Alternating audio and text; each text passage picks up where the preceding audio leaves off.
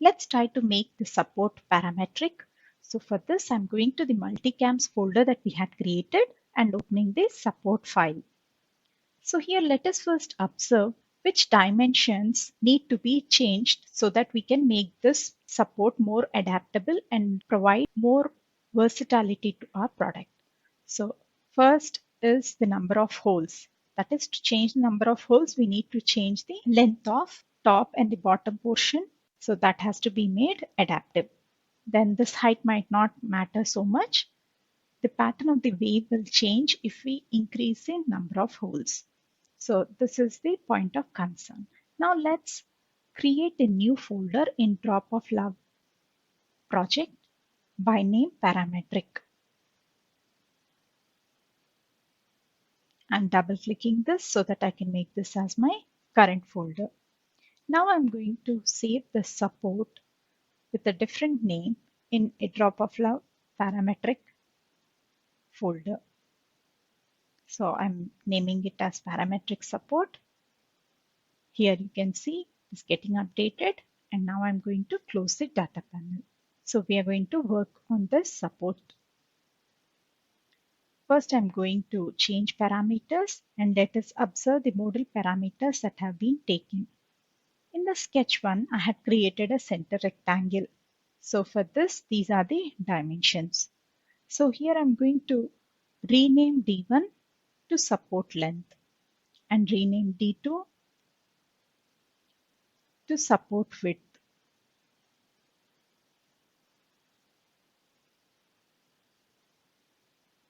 I can also give relationship between support length and support width. So here I'm going to say it should be support length by 5.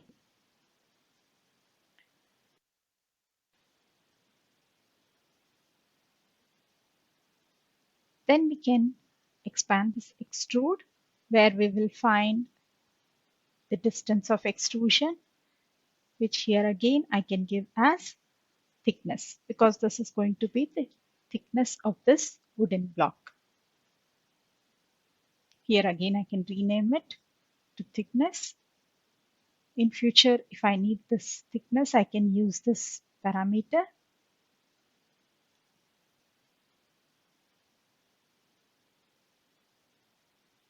Now I'm going to close this parameters dialog box.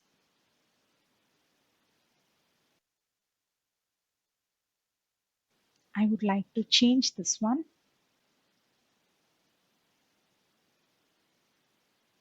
So this should be the thickness.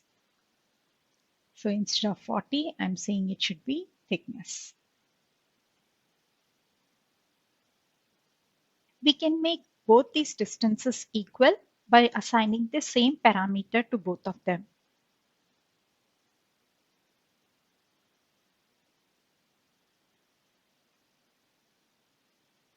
Now I would like to change the dimension of this. So this should be the total length by 2.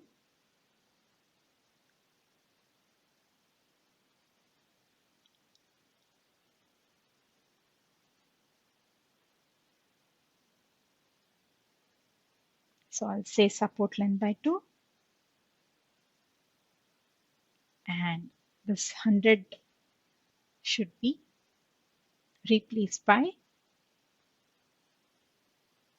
support width by 2.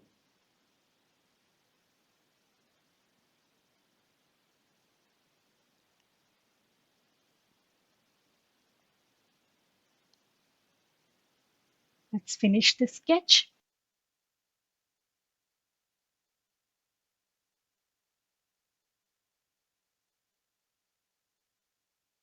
Now let's switch off all the sketches and let us go to change parameters. So here I'm going to change this 1000 to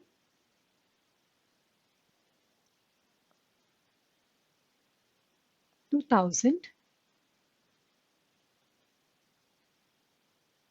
Then click OK. So now you can see I have doubled this width, and this is how my model appears. So this distance of the bottom plank and the right side and left side should be adjusted. So here, instead of 50, I can give this as support width, which is this one, minus 100 divided by 2. So when the support width changes, distance also keeps changing so that we get this block exactly in between.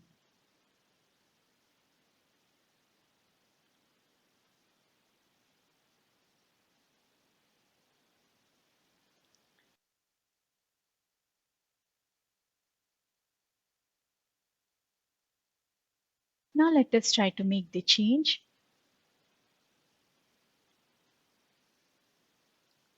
So here I'm going to give it as 1500, and yes, it's working fine now.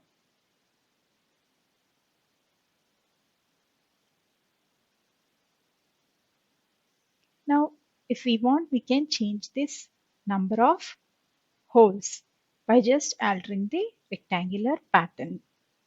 So I'm going to increase this to 25 from 15. So you can see how easily I could modify the support using parameters.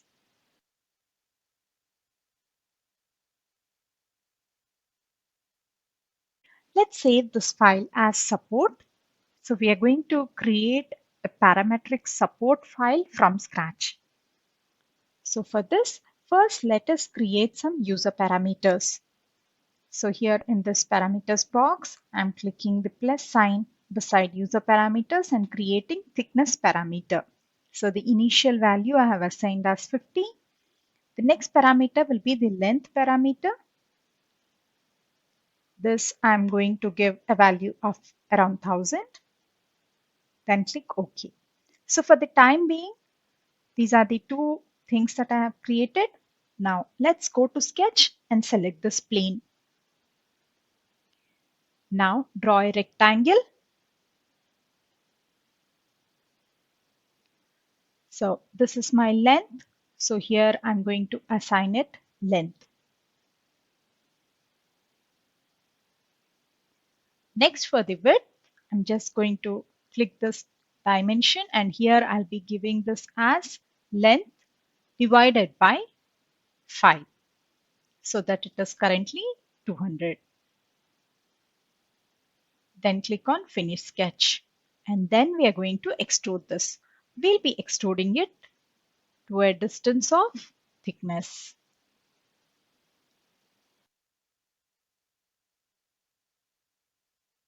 Then click OK. Now on this, I have selected the sketching plane and I'm going to draw this rectangle. So this is a slot which will accommodate left side and right side of the supports. So instead of drawing the second rectangle, I'm going to mirror it later. Now let's start dimensioning this. So this should be the thickness.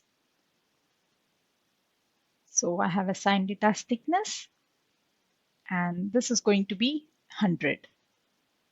And now this distance should also keep varying always. So I'll give it as, we know that this distance is length by 5, right? So what is the name of the dimension? That we have to check. So for that, go to Modify, Change Parameters. In this, we have under Sketch 1, we can see the name. So here the name is D4. Okay, so this should be D4 minus 100 divided by 2. Both sides, it should be equal. So even if D4 changes, it will always remain in the middle. So let's measure this distance. This can be fixed.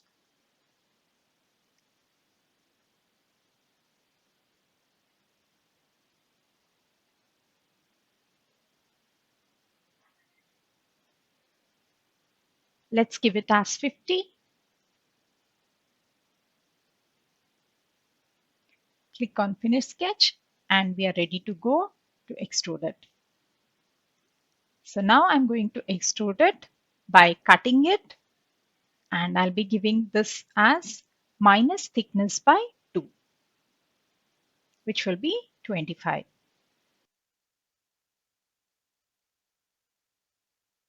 Now let's mirror this entity. So for that, I'm going to construct a mid-plane. So I'm selecting these two planes, and in between I have got another plane. Then click OK. Now let's go to mirror option.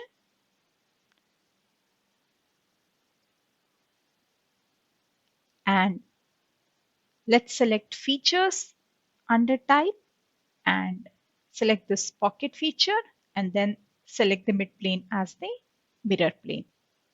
And we have got another pocket. Now we need to create left side support and right side support. So this whole thing is one body, which we can rename as base. Now I've taken the sketching plane, and here I'm going to project these two rectangles, and here go to finish sketch, and I'm going to extrude them. So I'm going to extrude this one on both sides,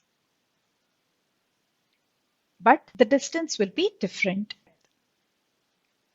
So see that new body is selected, and here it got converted to cut because it can encounter a material, but we'll be changing it to new body.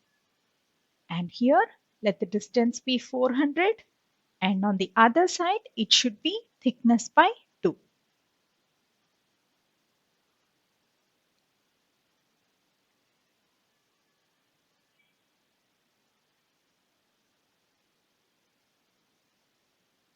Next.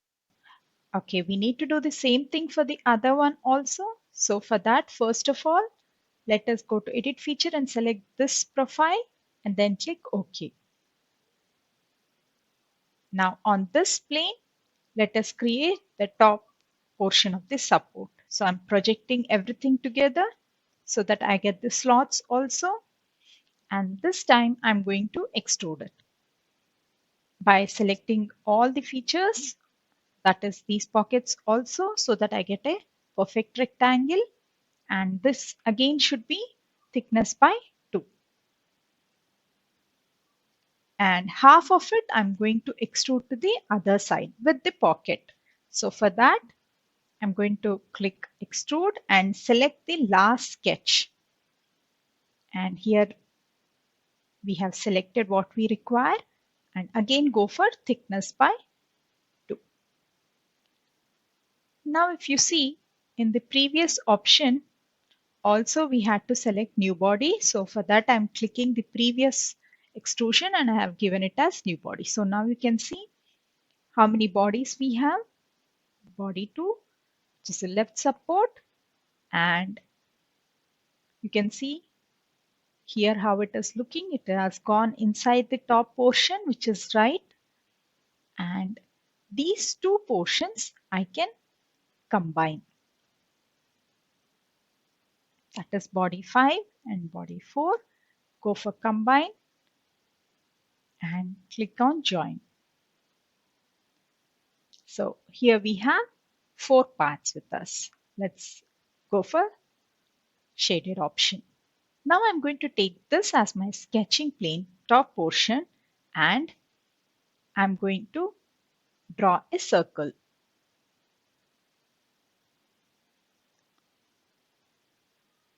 So this circle should be exactly at the center. So first of all, let's give 30 dia. This also can be made as a parameter, and this should be length by 10.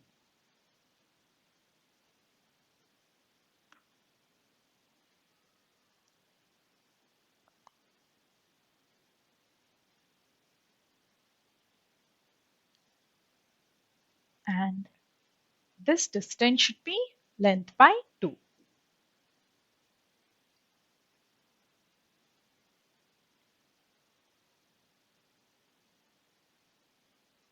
Then click Finish Sketch. Now let's extrude this one. So I can say that it should be extruded through. Let's flip this.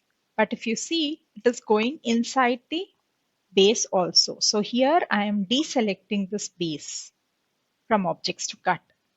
And we have got the cut only in the top portion.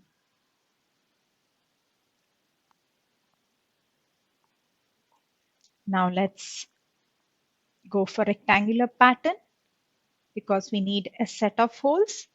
So here select this direction and let's give the number as 15.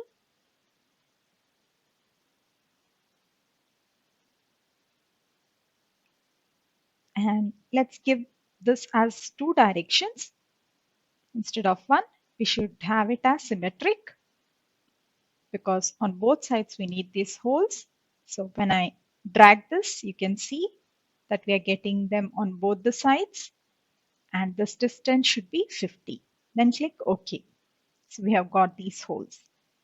Now let's see how easily we will be able to make the changes. For that, let's change the parameters. And here I'm saying that it should be 1500. Then click OK. And you can see everything has regenerated as required. We only need to change the number of holes because that is the reason probably we have changed the length. So just give another value and it has equally been distributed.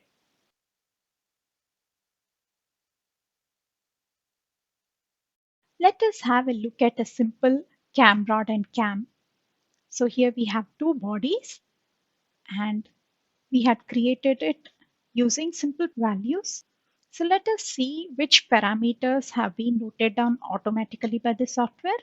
So first of all, we had sketch in which we had a diameter and then we have another sketch for the bigger cam and all these have been noted down.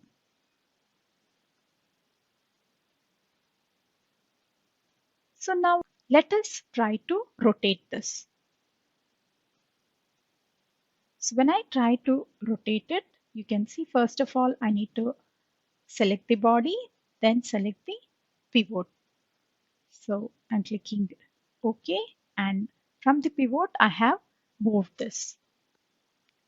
Now let us see whether this has been recorded. If you see, this parameter cannot be seen here. That is, how many degrees of rotation we have given is not being recorded.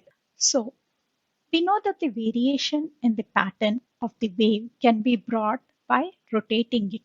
So this cannot be actually made parametric because this angle is not being recorded as parameter. So it is not very useful for us to make this Camrod's assembly parametric till this version of Fusion 360 as the moment is not being saved as a parameter which can be altered easily later. And for the other parameters, they are quite simple which we can easily make changes even without having the complete model parametric.